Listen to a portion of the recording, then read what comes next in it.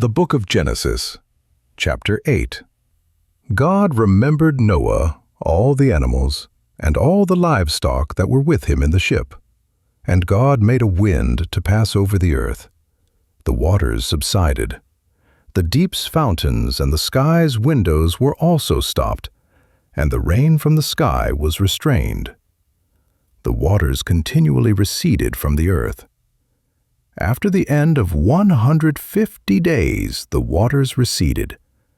The ship rested in the 7th month, on the 17th day of the month, on Ararat's mountains.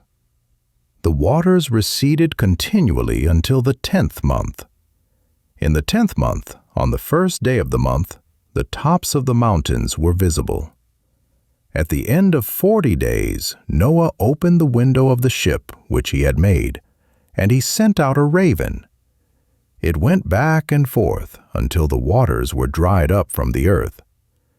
He himself sent out a dove to see if the waters were abated from the surface of the ground. But the dove found no place to rest her foot, and she returned into the ship to him, for the waters were on the surface of the whole earth. He put out his hand and took her, and brought her to him into the ship. He waited yet another 7 days, and again he sent the dove out of the ship. The dove came back to him at evening, and, behold, in her mouth was a freshly plucked olive leaf. So Noah knew that the waters were abated from the earth.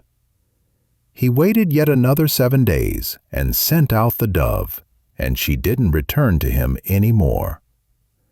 In the 601st year, in the 1st month, the 1st day of the month, the waters were dried up from the earth. Noah removed the covering of the ship and looked. He saw that the surface of the ground was dry. In the 2nd month, on the 27th day of the month, the earth was dry. God spoke to Noah, saying, "Go out of the ship, you, your wife, your sons, and your sons' wives with you.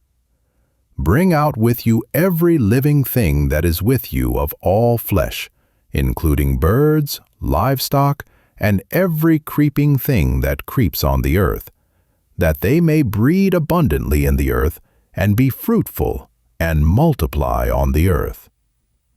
Noah went out with his sons, his wife, and his sons' wives with him.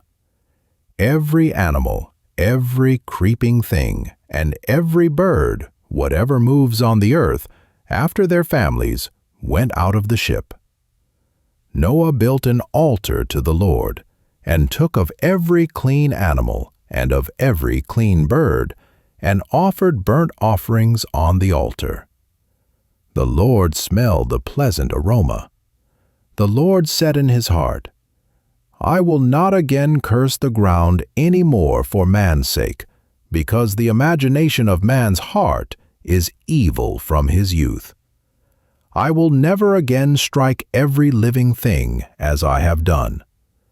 While the earth remains, seed time and harvest, and cold and heat, and summer and winter, and day and night will not cease." Final.